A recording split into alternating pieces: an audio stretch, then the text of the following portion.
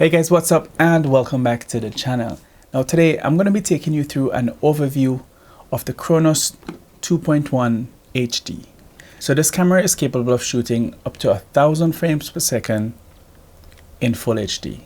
So 1080 by 1920 is what you're going to get at 1000 frames per second. You can shoot higher frame rates, but that's going to come at the expense of resolution. So you can shoot higher than 1000, but you won't get that maximum resolution of full HD. Now this camera was developed to enable creators like me to access high-speed filming. We're talking about 1000 frames per second. That was reserved for people who had, camera systems like the Phantom Flex, etc., which would set you back at least, $100,000 and up. So it's actually cool to be able to afford something like this. Now, affordability means different things for every one of us. So for some, $5,000 would be affordable, and for some that might, look as super expensive. But just to put things into perspective, the next camera within this line, within this range, sort of the competitor, is the Wave from Freefly Systems.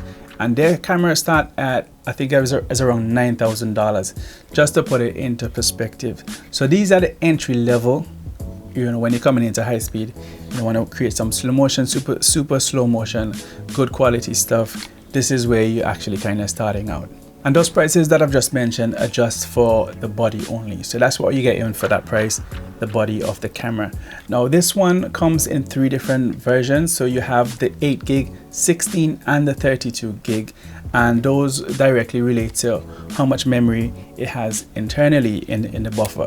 So that will allow you to shoot 2.5 seconds, 5.5 seconds, and 11 seconds respectively at any given time. And this particular model that I own is the 16 gig version. So this can shoot up to 5.5 seconds of slow motion video. So if you want to see a little bit about how this camera works, then do stick till the end of this video. And if you're new here, do consider subscribing to the channel if you want to see more content like this. Now let's start with the power supplies. So you can either use the power supply adapter that came with this camera, or you can power this via the battery. Now this comes with one single battery, and it doesn't come with a battery charger. So you would insert the battery into here and then plug the AC adapter if you wanted to charge this battery up. Now in my opinion, this battery doesn't last very long, but you can get spare batteries because the battery that you use is quite common, and you can find one of these, pick one of these up on Amazon, for example, for about £20 if you're in the UK. And you can also find a charger for this on Amazon for about £50 thereabouts. So if you did want to extend your battery usage or your battery life, if you're going to be using this outdoors a lot, then you can get one of those. I do not have a charger, I don't have an extra battery. Usually I'm using this in a studio environment and it's plugged in with the AC charger. If I need to move it around a bit more, I can just unplug it and use the battery for the short period of time that I'll be filming with it. Now powering the camera is super simple. There's a power button right at the top. You hit that power button and the camera will start its boot up sequence. This normally takes about 30 seconds to a minute to fully boot up the camera. And then to power the camera down, it's simply the reverse. You hold that button for a couple of seconds, not more than 3 seconds, because you're going to create a hard reset on this. A couple of seconds and it'll power off. So to record a video on this camera is 3 simple steps. So the first thing you're going to do is select your frame rate and your resolution, and next you're going to perform a black calibration. And after you perform the black calibration, then you can go ahead and trigger the camera to start and stop your recording. Now you can set up the resolution and the frame rates through this particular menu. You go into the menu system and you'll be presented with a host of different options. You choose the one that best suits your purpose. The next thing that you want to look at is your shutter speed as well, and you can actually use the toggle switch at the back to change and adjust your shutter speed. Now 179 degrees is where I usually leave mine because it doesn't actually go to 180, but that still satisfies the 180 degree shutter rule, which has to do with the amount of blur that you will get in your final video. Now once you've made those adjustments, you will need to do a black calibration. So every time you've changed any resolution or frame rate or even change your shutter speed, you should really perform a black calibration. And it's as simple as tapping the button on the back of the camera. If you have a lens attached to the camera, ensure that you place the lens cover at the front before performing the black calibration. Now once you've done all that and your scene is correctly exposed, the next thing you're going to do is just trigger this camera to start and stop your recording. Now it's important to remember the time limitations on the camera's internal buffer. So like I said, 5.5 seconds is the amount of time you have for this action to take place after you've triggered and before you've stopped the recording. Now there are quite a few ways of actually triggering the camera, and there are some settings in the menu that you can change to adjust the way the camera is actually triggered. But physically, you can press the button at the top to start and stop the recording. You can press the button on the touch screen at the back that says record. That will start and stop your recording as well. So you can trigger this camera externally as well, making use of these input output ports on the side here. So there's a BNC port right here that you can use to attach an external trigger. And this is one of the accessories that is available on the company's website as well. So it's a BNC connector on one end, and it's just a press to trigger, a PTT, something that you'd use in comms as well. So you press the trigger, it starts the recording, you press it again, and it will stop the recording. But my favorite way of doing this is doing this wirelessly. So what I do is use one of these wireless triggers. These are pretty cheap on Amazon. I'll leave a link in the description. They're young, newer triggers, really designed for triggering cameras and flashes and speed lights and that kind of thing. But I've been able to find an adapter with a BNC plug at the end that I can plug into here, and I can remotely trigger this. And this is one of the most important accessories on this camera for me personally, when I'm not manning the camera and I'm actually being part or facilitating part of the action.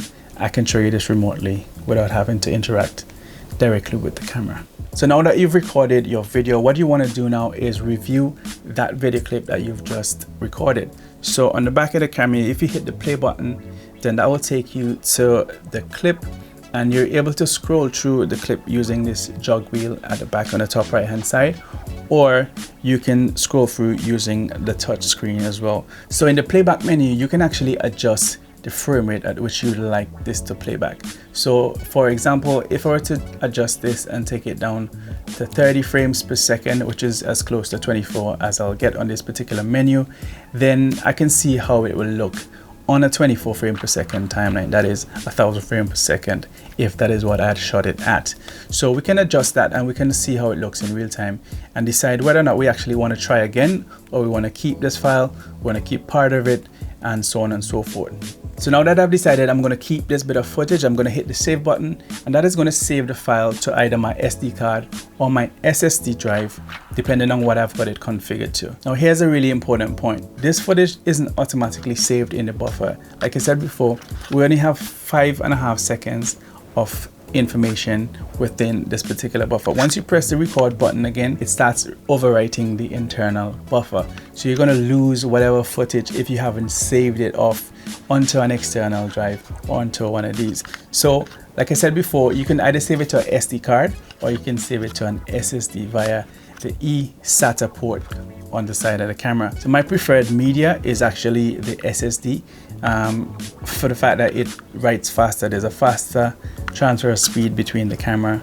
and the storage device, obviously saving you time. So I tend to use this most of the time, but you can also use an SD. Now I'm also going to show you briefly what to do with those files that's on the card in the computer on Premiere Pro a little bit later. But before we get into that, let's touch on the accessories or other accessories that I use with this camera to make my life and make my workflow a little bit easier. So this top handle here from Small Rig, it's a top handle with a couple of hot shoe slides in there on a NATO rail. So obviously to attach that to the camera, I have this NATO rail there that is removable. I've attached that onto there. So it's a quick release system. So I just slide that onto the hair, tighten that down, and that is ready to go. So this is always set up as it is. I don't use this top handle for really anything else. It was, I just bought it specifically for this, so I don't have to keep removing it from any other camera systems. And attached to the top of the top handle is this It's actually a phone mount holder. So you can find these for like, you know, $5 or something like that. And it's usually a mount for your phone. So you can put it on a tripod, but it fits this SSD really well. It's just the perfect size to fit this SSD. And on the side of the handle, I just use this cold shoe mount right here to slide the receiver for the trigger in, just like that. And as I said before, it's the trigger on its own, and then you'd have to find this cable, which is a BNC to a jack that fits into the side here. But I'll put links to all of these in the description as well below. And as for lenses, I pretty much use this lens 90% of the time that I'm shooting with this camera. I actually bought it specifically for this camera. It's a manual lens. It's the Samyang 50mm prime T1.5, and this works very well with this camera. It's an EF mount. Now, I bought an EF mount because all of my other glasses, my Canon glasses, are EF mounts, so you know that kind of makes sense. And talking about mounts while we're here, being able to mount an EF or any other type of lens to this, you would need an adapter. So when you buy the camera, you have a choice of choosing, you know, the mount that you prefer at that point, and I chose an EF one. This isn't the original mount that came with this camera. The one that came with it was a plastic one that you screw in to the front of the camera, and then you screw on whatever lens type you're putting on. This was aftermarket. This is aluminum, and it's a lot more sturdy, and I feel a lot more confident putting my lens in here without breaking off that plastic that it came with. Okay, so now I want to take you over to the computer real quick to show you what I do with this file. So you now have this files recorded to your SSD or to your SD card. It's in the computer, and you want to open this on Premiere Pro. That is my NLE that I use. So we're going to use Premiere Pro, and I'm going to show you what to do with that file to make it readable, to play it back on your timeline. So let's jump in there real quickly, and then we'll get to that. So this is what the file or the folder would look like that would be on your memory card. So in a project that I've done, in that same example project, I recorded a few different takes. So in this particular one, I'm just going to open this folder, for example. So first of all, you can select how you would like to save the files from the Chronos camera. And at the moment, the recommended way is using Cinema DNG. So this is what the Cinema DNG file output would look like. We have a bunch of images. So these are DNG files. In essence, they're images. They're just sequential images. And in this particular folder for this clip, we have, if we were to scroll down to the bottom, 788 images. That tells the story of what is happening, or goes through the sequence of what is happening. So this is what it looks like, individual image frames. So how would we play that back in Premiere Pro? What we do, we come to Premiere Pro and we would create a bin, for example, if we're using that, and we would import. So if we right click on there, we would hit on import. We would navigate to where we stored that file, and we would click on the first frame. So clicking on the first frame and then hitting the import button, what Premiere Pro is done is recognize that it's an image sequence based on these sequential numbers right here. And when you hit the import button, this is going to import that into your bin, or wherever you've imported it into, and it's going to be imported as a video file. So the length of this video file is actually 30 seconds in real life. So if we were to play this back, this will take 30 seconds to play through at 1,000 frames per second as it was recorded. So now that we have the file in the program, what we can do is just drag it onto the timeline.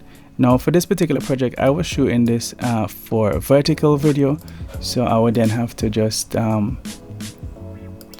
rotate this 90 degrees to fit the vertical video format, and we can play it back.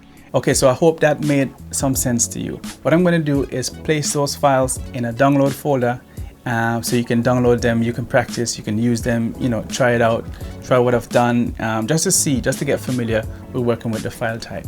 Okay, so I've given you some factual information about this camera, etc. I want to kind of give you my opinion about how I use it and what my experience was, you know, in terms of my workflow of using this camera for over a year or so. So the first thing is that this is a specialist bit of equipment. it is as specialist as a probe lens, for example. You can't say, okay, my other camera is broken, I'm going to take this out, I'm going to film with this. That is not what it's for. So it's kind of one of those things that you decide, you know what, this is something that I'm going to be adding to my toolkit for a very specific reason, for a very specific purpose. Now, I do not film everything in high speed because that is not really it. It is to add some variety, is to add another level of ability and capability to my workflow. That is what this camera is for. So as I was doing my research into purchasing one of these, people were saying, well, you need a lot of light, and I didn't really understand. I thought I understood because I had a few lights that I thought was bright, but until you get this in your hand and you really put it into practice, you soon realize you don't have enough lights, and then you have to kind of try and get more lights to be able to get a decent exposure from this camera. And obviously that is if you haven't worked in high speed before, then you won't really have an appreciation. Even if someone were to say to you, I don't think you have enough lights, you're gonna think you have enough until you get one of these in your hands. So that was kind of one of the biggest things that I've come across and that I've had to kind of overcome. And the only way to overcome that is getting more powerful lights. When I bought this camera, I bought it with an extra 2-year warranty, and only because it's such a specialist thing, and it's so expensive as well. So I decided to add a couple of extra years warranty from the manufacturer, should in case anything goes wrong. In terms of customer care, the guys at Kron Technologies are pretty good. They're pretty responsive. They'll get back to you with any issues that you've had. It's all kind of via email mostly. So you'd email them with your problem, and then they would and should normally they'll get back to you to kind of help you out with that. Now, if I had to choose sort of one negative thing to tell you guys about this camera, is the fact that sometimes this would lock up on me for no particular reason. It would freeze, it would become unresponsive, and the only way to get back into it is to remove the battery, sort of create a hard reset, and put the battery back in, start it up again. Sometimes it still does not come back even when you do that. You have to probably do that a few times, leave the battery out for a while, plug the power cable in without the battery, and then sometimes you get it back up. It doesn't happen a lot, but when it does, it's very inconvenient, and the first couple of times without actually knowing how to try to recover it, it was a little bit frustrating. I can see if you're working with a client on a client shoot on a day, that might not look too clever. But yeah, that would be my only kind of negative thing to say at the moment so far about this camera. Yeah, so I don't have any regrets of purchasing this camera. This is not a sponsored video. This is something that I bought, and I'm just giving you guys an honest overview about it, about my experience. And that is it for this video. If you found this useful, guys, if you found this video useful, or if you're going to be using it to help make a decision into purchasing one of these, or if you have any further questions, do let me know in the comments below. Also, follow me over on Instagram. You can DM me there any questions about this as well. If you have any experience, if you have any problems with this, post it in the comments below so that everyone can kind of be able to make a more informed decision. That is it for this video, guys. I'll catch you on the next one. Peace.